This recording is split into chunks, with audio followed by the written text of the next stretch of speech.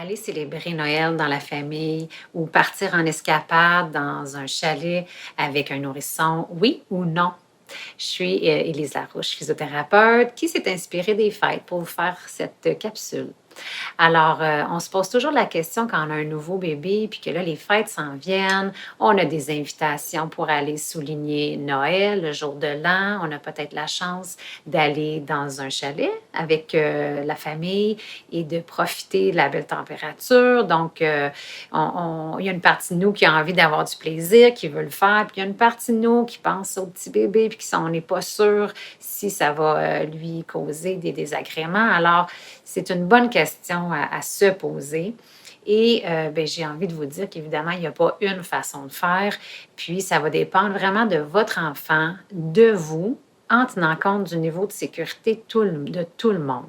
Alors, imaginez qu'il y a tout un éventail de niveaux de sécurité pour chacun, y compris vos enfants. Puis, on va imaginer qu'on est souvent plus vers un niveau de sécurité très bien installé ou certains enfants qui en ont besoin encore beaucoup. Alors, si on pense à l'enfant qui se développe super bien, qui mature bien, alors on pense à un enfant qui dort bien, fait de belles siestes, qui est sociable, qui rigole, qui se laisse prendre, qui se console bien. Alors, probablement que cet enfant-là va bien s'adapter aux fêtes. Vous allez faire des sorties, puis il va faire des petites siestes et là, il va s'adapter à vos envies d'aller où vous voulez aller, puis il n'y aura pas de problème. C'est peut-être même pas vous qui, en ce moment, vous posez la question. Mais pour les autres qui ont besoin d'un peu plus de sécurité voulant dire rester près du domicile, être près de ses parents, d'avoir des bras, parce que la maturation se fait peut-être un peu plus doucement.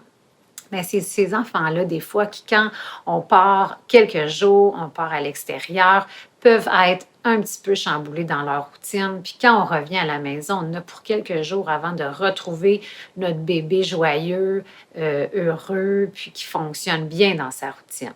Mais ça ne veut pas dire qu'il ne faut pas partir, hein? Évidemment, parce qu'on n'est pas obligé, première des choses. Hein? On peut décider que papa va partir avec le plus vieux, puis nous, on va rester à la maison. Tout est permis, on n'est jamais obligé, mais je suis d'accord avec vous que des fois, ça ne se fait pas dans certaines situations, puis on se dit, il faut y aller. Alors, c'est dans ce cas-là que j'ai envie de vous donner des petits trucs. Et ce que vous allez faire, bien, vous pouvez essayer tout simplement de faire, entre autres, différent. Donc, si vous partez à l'extérieur, puis que normalement, vous avez une routine, que vous faites toujours les mêmes choses, bien, faites quelque chose de différent dans votre routine. Ça peut être dans la voiture, au lieu de vous asseoir en avant avec votre conjoint, bien, vous asseyez en arrière avec bébé. Ça peut être d'amener, de faire jouer de sa musique préférée. Ça peut être d'amener ses collations préférées, sa nourriture, son repas. Vous pouvez vraiment, si vous avez l'habitude, s'il est bien en portage, puis qu'à l'extérieur, quand vous sortez, bien, vous n'amenez pas vraiment votre porte-bébé, bien, amenez votre portage, puis faites différent. Même avec les plus vieux, on pourrait décider que l'enfant plus vieux, qui des fois se désorganise à l'extérieur, on le fait manger à la table des adultes près de nous. Donc, le fait de faire différent dans votre routine de fête à l'extérieur va changer le résultat, va changer la donne.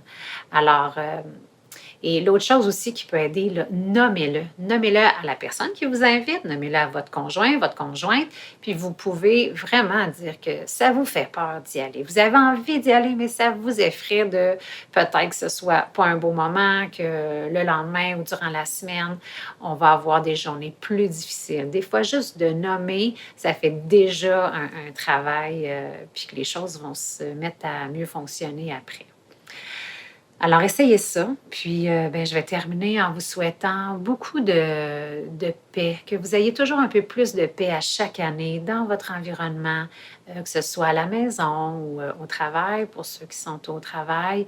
Puis, ben, que tout simplement, vous soyez bien en famille, puis que vous soyez bien dans votre rôle de parent. Alors, joyeux Noël et bonne année.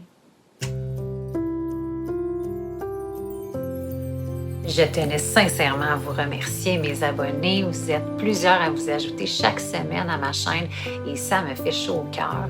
Si j'ai le désir de continuer, ben c'est grâce à vos bons commentaires, vos suggestions de thèmes, vos questions sur ce qui est ma passion, le développement des enfants, mais aussi d'accompagner les familles pour que vous puissiez aider vos enfants à avoir le meilleur des développements. Alors, je vais continuer à le faire avec bienveillance, avec tout mon cœur pour que vous puissiez vivre une parentalité dans le bien-être et des plus positifs.